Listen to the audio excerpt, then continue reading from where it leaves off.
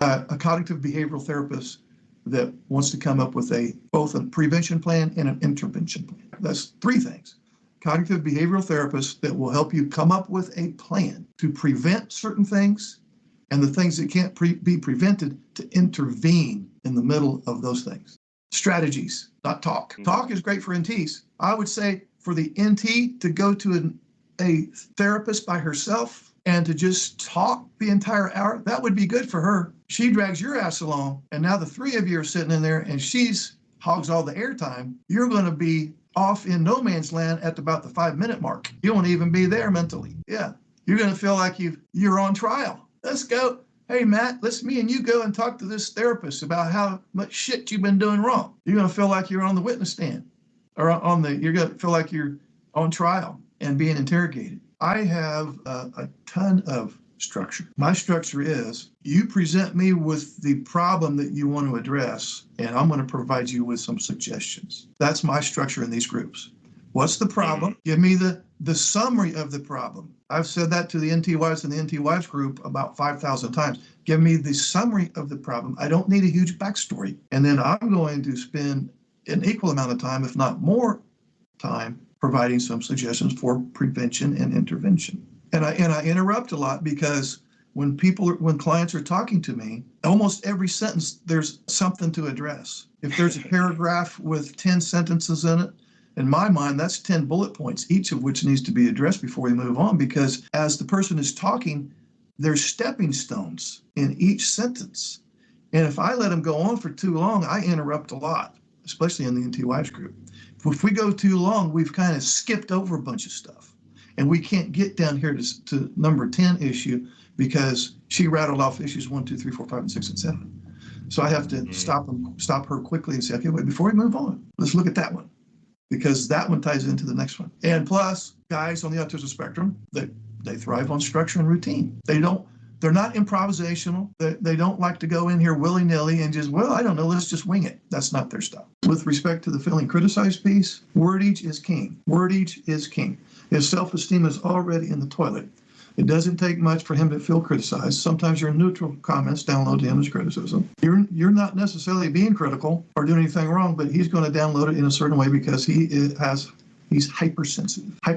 So the suggestions would be with respect to wording. And the whole reason I'm bringing up the business of wording is king is because if you pick your wording carefully, you won't feel as criticized. Some NT wives go, well, this seems like this is work for me. This is like more work for me. If you will stop doing some of the stuff you've been doing that hasn't been working and start doing some of these things that we talk about in the group, you probably will cut your workload by 80%. Oh, the other thing that's important too, almost as important as wording, is timing.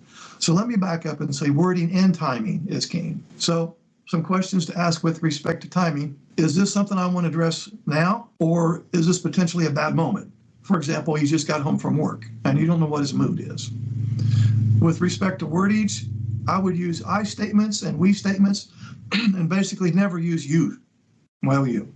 I can do that. It takes practice. It takes practice, and I can give examples if you need. But when you're delivering your message, use I and we. I would totally avoid you. Well, you did this, or you should have done. I know, seems ridiculous. Just the word you can be enough in some cases to trigger him. I would also be sure to be very careful to focus on the situation and not his behavior. Stay focused on the problem in question, not how he's handling the problem in question. And as you're delivering your message, I would strongly avoid asking questions. Just make it a needs statement. It would be helpful to me if blah, blah, blah, blah, because ding, ding, ding, ding. I'd appreciate that. Because as soon as you start asking questions, he's going to feel interrogated. Even though you may feel, well, that's a fairly harmless question. And even if a neutral third party was observing the conversation, that third party might, I have no idea how he downloaded that as interrogating, but he will. So some fight starters would be, why are you still at the office? Or why am I the only one helping the kids with their homework? Or you bought all these groceries, but you didn't pick the one thing I sent you there for. I could come up with them all day long, believe me. So be careful with the questions. So in summary, if you can keep his anxiety reduced, you're never going to eliminate it. And if you can be careful with your wording and timing with respect to your message delivery, you will cut your workload greatly and you will cut your grief greatly. You've already got your engine revved up and it's hard to just shut it down. It kind of reminds me of dragsters. at the line, getting ready, and they're burning their rubber to get their tires heated up, and then they get up at the line, and the guy comes out, oh no, shut it off. It's like, what? I'm right in the middle of getting ready to take off. In those moments, before you decide what you're going to do a little cost benefits analysis, and that is, okay, if I push forward when she's already tried to end the conversation in order for shit not to hit the fan. Yeah. If I go ahead and push forward, what might be the advantages of that and what might be the disadvantages of that? And I know it's kind of hard to think like that in the heat of the moment, but maybe you could take a brief pause and go, okay, I'm willing to pay the price for going ahead and speaking my mind. Then go ahead and do it. But if you go, you know, as much as it's hard for me to shut down, if I do that, it's going to cause more problems for me in the long run. So I'm going to take the path of least resistance right now and opt for postponing this conversation. So I wasn't recommending, well, go ahead and shut down or go ahead and let her have it. I'm just asking you to do the cost benefits analysis and then you decide. So right. I also would ask you to decide, do you want this to be a boundary violation?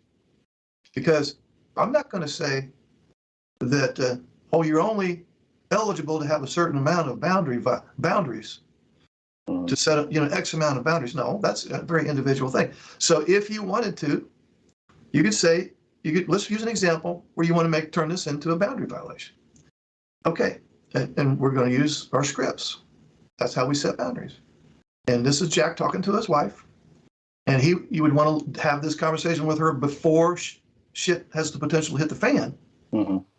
In the future, when we're trying to discuss something and my engine is already revved up and then you just want to pull the plug on it, I'm going to have to set a boundary on that because I'm very passionate about tying up that loose end and getting the thing discussed right then. And if you shut it down, I may or may not want to pick that conversation back up again. Right. Same thing with PDA, pathological demand avoidance.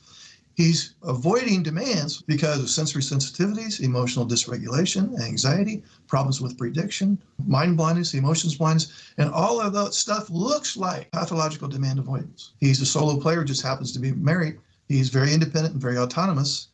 And so there's that piece, but then there's also the piece that when you ask him to do something, and that's another reason I don't like PDA. I don't like demand. It makes it sound like the NT is demanding. Let's don't call them demands. Requests are avoided is because that fucks up his routine.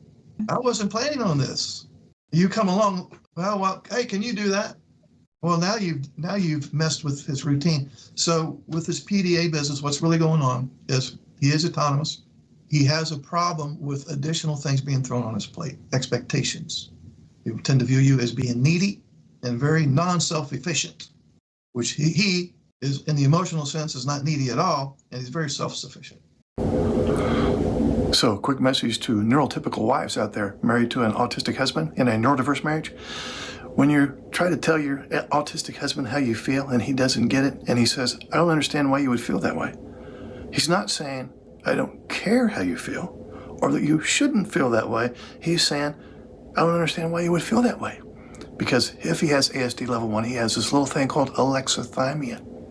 Alexithymia. Big fancy term for emotions blindness. It's not that he doesn't care about your feelings. It's that he can't see your feelings. Hey, quick message to neurodiverse couples. Do no additional harm. Do no additional harm. Sometimes that's just the best you can do. The past is dead and gone. You can't go back and fix it. The damage is done. But you can make sure you don't do any additional harm from this point forward. So if you find that you've been in a deep hole in this neurodiverse marriage for a long time now, stop digging. Stop digging. Do no additional harm. Sometimes that's just the best you can do. Psst, hey, psst, come here. When your wife texts you while you're at work or at the bowling alley or wherever, text her right back, or at least within the hour. Yeah, when your wife texts you, text her right back, or at least within the hour. Don't wait until later that day, or just not text her back at all. It's a hidden rule. It's a hidden rule, man. You got this, right? Oh, shit. My wife just texted me. Huh. Let's see here. She says, can you stop by the grocery, get me a dozen donuts? Yeah. Yes. Yes, honey. Sure. Okay, you got this, right? Text her right back. Hidden rule. Psst. Psst. Excuse me. Don't try to talk to your autistic husband when he's engaged in his special interest. It's a hidden autistic rule that he'll never tell you about. If you do interrupt him, try to talk to him while he's busy doing his thing, he'll only listen to 50% of what you're saying. He'll only understand 25% of what he's listening to. He'll only retain 10% of what he understands, and he'll probably only follow through with 5% of what you want him to do in that moment. Sorry. Hidden autistic rule. Shh. So, in the neurodiverse marriage where one spouse is autistic and the other one is not, when the ASD spouse is stressed, he wants to avoid conversation and he leaves. When the NT spouse is stressed, she wants to have a conversation about it to resolve it. And so, guess who gets to win every time in that scenario? I said, guess who gets to win every time in that scenario? When both couples are stressed, the ASD spouse can always relieve his stress by avoiding conversation and leaving, which keeps the NT spouse stuck holding the bag. Because of having a high state of ongoing anxiety, many people with ASD find that their brain goes straight to the worst case scenario in a variety of situations. This is called catastrophizing, which means that negative thoughts can spiral extremely fast. People on the autism spectrum are also highly influenced by negative past experiences. So if he or she has struggled with relationships due to not understanding social rules, or they found school or work very difficult because of experiencing meltdowns or shutdowns, then they're more likely to go straight to the negative conclusions based on these past negative experiences. Quick message to neurodiverse couples where one person is autistic and the other one is not. In the early going of the relationship, you focused or highlighted the things that you liked about your partner at the time, and the things that you didn't like about your partner at the time you ignored. And now we fast forward 10, 20, 30 years and you say, well, my partner changed. That's not the person that I married. It's not the same person anymore. No, it was the same person then that it is now.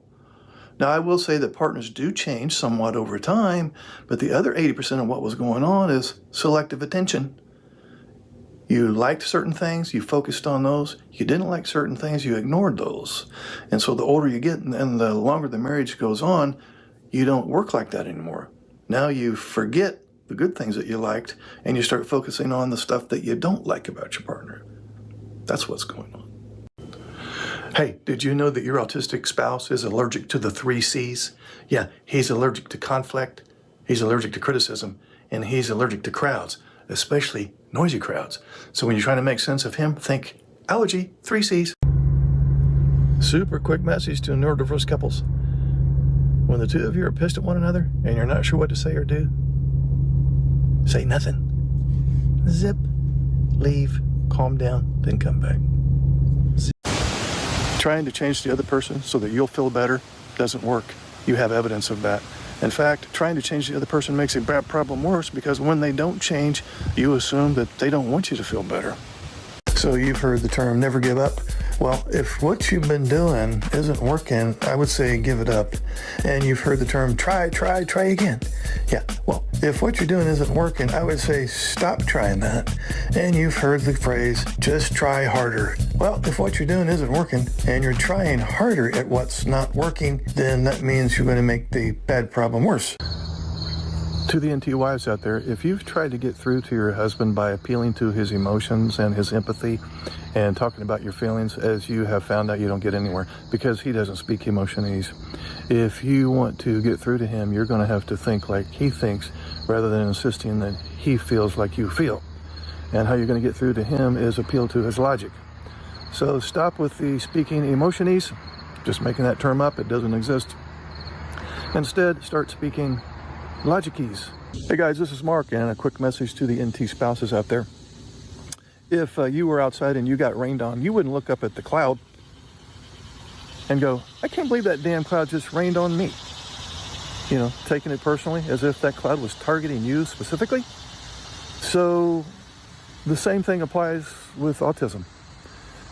If your spouse has autism, he's going to be exhibiting those traits whether you're in the picture or not. The same stuff that you're witnessing, he would be doing that if you'd never met him. So why would you want to take it personally? I'm not saying just get over it. I'm not saying some of these traits aren't hard to witness and experience, but there's no need to take it personally. It's got nothing to do with you. Any more than that cloud that rained was targeting you. Oh, there's that lady down there in a nice pink dress. Let me just dump all over her. Quick message to the NT wives out there. You're very intuitive. You can almost figure out what somebody's thinking just by virtue of their facial expression. And if you, for example, have a child and your child needs something, you can fill in the missing information and know exactly what that child needs. They don't even necessarily have to tell you verbatim what they need. You can figure it out at an unconscious level just like that. Your husband doesn't have these intuitive skills, and you have assumed that he was just as intuitive as you. And that assumption has caused you more grief than anything else. You're assuming that your autistic husband is as intuitive as you and can figure things out as quickly and organically and almost at an unconscious level as well as you do. That has been your number one source of grief. So, message is this. He doesn't have the intuition that you do. And you do yourself a big favor and just stop assuming that he's going to someday get it. So with ASD, you have a lot of mind blindness, emotions blindness, executive function deficits, anxiety, sensory sensitivities, weak central coherence, problems with prediction, just to name a few. And so all that results in a lot of unpredictability in your life. And so what are you going to do if you have a lot of unpredictability? You're going to try to create as much predictability as possible. And one of the best ways to create predictability, if you live in a world of unpredictability, you're going to gravitate to your special interests, and you're going to want to hyper-focus on that special interest for extended periods of time. Why? Because his special interest provides a lot of predictability. Unpredictability creates a ton of anxiety. In fact, it's one of the main reasons he's chronically anxious. And so his special interest is one thing that he can count on, one thing that never changes, one thing that is predictable, one thing that doesn't raise his anxiety. So it's not that he is purposely trying to avoid you, it's that he's purposely trying to avoid unpredictability. And unfortunately, you just happen to be one of those things that are highly unpredictable. You're going to have to let go of some of this. But I also know that that's asking you to bend over backwards. And a lot of ladies want to say, well, I can't bend over backwards. But you need to practice. You may not be able to bend over backwards today, but if you practice, you'll be able to bend a little bit backwards. But you're not bending backwards for him. You're taking a very paradoxical, almost reverse psychology approach to dealing with this whole mess. And that is less is better. Less work on him, more work on me. You can't fix autistic traits. You can't change autistic traits. You haven't been able to change him. You will never be able to change him. You've never heard me one time say, well, here's how you could change him. That's like me giving you advice on how you can change the weather. You're going to have to wake up and realize you cannot change him. And you're going to drive yourself, I'm going to drop an F-bomb, so cover up your ears. You're going to drive yourself fucking crazy if you keep living like that. Some of you are halfway there now.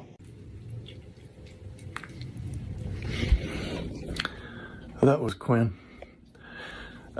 You've heard of the law of attraction, right? That works in relationships too.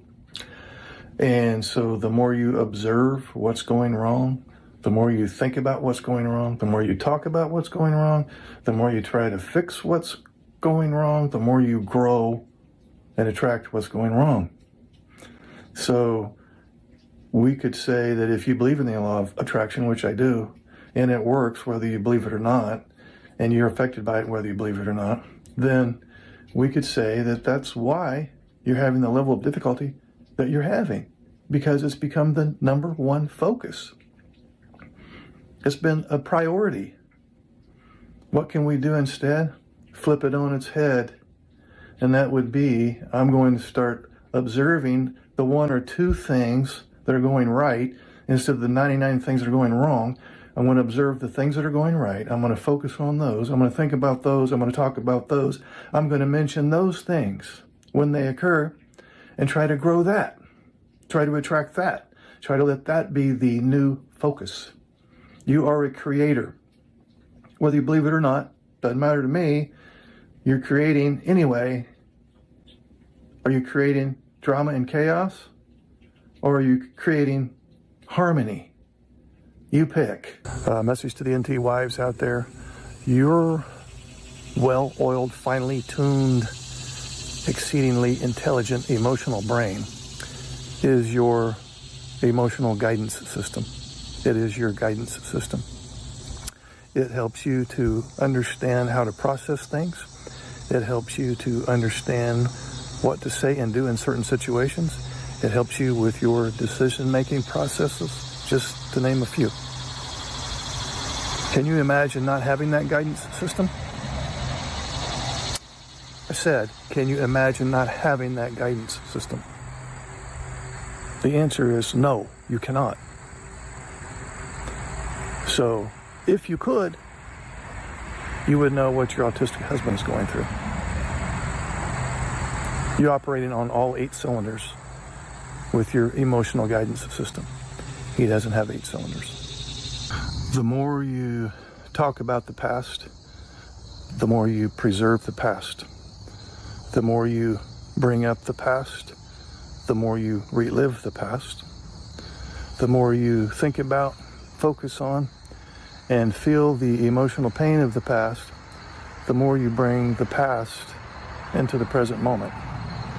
It's a very destructive cycle. Okay, a quick message to spouses on the autism spectrum. I want you to stop what you're doing and send a quick message to your NT wife that says, in spite of the fact that we have difficult times, I still love you. Here it is again. In spite of the fact that we have difficult times, I still love you. Stop what you're doing right now. Either email her, text her, call her, or if both of you are home, stop what you're doing and go into the room that she's in and say it. Do it now, right now. In a sense, there's really 2 types of neurotypical wives. On the one hand, you have the wife who expects some end result, some completed task from her autistic husband before she's going to offer him any kind of words of appreciation or acknowledgement that he's doing something right. In other words, he has to follow through, and there needs to be some completion of some type of a social skill or some kind of a emotional reciprocity before she offers any words of encouragement to him, if she offers any words at all. And then on the other hand, you have the NT wife that rewards effort. In other words, she sees that he's at least trying. And maybe he hasn't quite accomplished the thing that she wants him to complete, but at least he's trying, and she appreciates that. And she says, hey, I notice that you're putting forth some effort, and I appreciate that. And she rewards him with a little bit of acknowledgement and a word of appreciation, which, guess what, is very positively reinforcing for him. And he feels, I'm actually doing something right. And then he wants to continue to work at it. And now he's more motivated to actually hit the finish line. So of those 2 NT wives, guess which one gets more cooperation from her husband? I already know you know the answer. Quick message to the NT spouses out there. Why would you shame your autistic husband and guilt trip your autistic husband and then expect him not to explode in some version of a meltdown? That's like saying, I want to play with dynamite, but I don't want it to explode. No, if you're going to shame, throw, and guilt trip, you're going to be on the receiving end of some kind of meltdown or shutdown or an adult temper tantrum, and that's just going to come with the territory. And by the way, your shaming and guilting is not going to change behavior. It's going to increase that behavior. You got to find another method. Always throwing the past in my face. There's 2 past things. Stuff that you can't change at this point, and past stuff that presently you could do something about. So if she's going to throw the past in your face and there's no way to go back and rectify anything on that particular topic, you're just going to have to be okay with her being pissed off. You can't climb in your time tunnel and go back and fix it. Now, if it's a past incident that you can currently do something about, then you use the line that we just said. Okay, well, I can't go back and erase that, but is there anything I can do about that today? With the first one, where you can't go back and fix it, let her be the one stuck in the past. You're just going to have to be okay with her being stuck back there. The past issue that you can do something about, just ask. Okay, well, I can't go back and erase that from our history, but is there something that I can do now, today? If the answer is yes, then now you have the choice to do something about it or not. Quick message to the NT spouses out there. You can't demand that your autistic husband understand your feelings, because that demanding doesn't help him establish understanding. It doesn't fix the problem. It just puts more pressure on him, which will muddy the waters. You can't demand that he provides you with emotional reciprocity. You can't demand that he loves you. Why not? Because demanding is a very unloving thing, and you can't expect loving things in return when you're doing unloving things. You can't insist on empathy when you're being insensitive to his traits. You can't insist on him being a mature adult when you're being parental. It simply doesn't work like that. So, long story short, you will have to exhibit the behavior that you want to see. I'm sorry. I know the NTs are thinking, oh, so the ball's back in my court again, huh? I'm the one that has to do the work. Yeah. You will only get what you want when you offer the words that you want to hear, the behavior that you want to see. That's the way the universe works. I'm not saying it's good, bad, right, or wrong, fair, unfair. At some level, it does seem unfortunate that it works like that, but that's the way it is. But if you take him to a neurotypical therapist, I can promise you, I will even take bets that he's going to get neurotypical advice that will not take into account mind blindness, emotions blindness, executive function deficits, anxiety, sensory sensitivity, and about 5 or 6 other important. Love languages. Oh, I wish you could just speak of love. Those 5 love languages, that's not even one of those is his love language. Not one. His love language is just stop pointing out what I'm doing wrong and leave me alone more. That's his love. You want to speak his love language? Give him more space without complaining about it, without interrupting his private time, and stop pointing out everything that he's doing wrong. I'm not being funny. If you wanted to speak his love language, that was it right there. I'm not saying you should. You do what you want with that. But by God, that is his love language. You say what I say to him verbatim and see what he says. Well, Mark said your love language would be these 3 things. Me letting you have decompression time without interrupting you or complaining about it, and to stop pointing out everything you're doing wrong. Is that really would be your love language? I'd be really interested in seeing what he says. You think his love language is, oh, I want you to buy me, if you buy me more gifts, I'd do better. Or if you just provide me some quality time, we would really be getting along a lot better. No.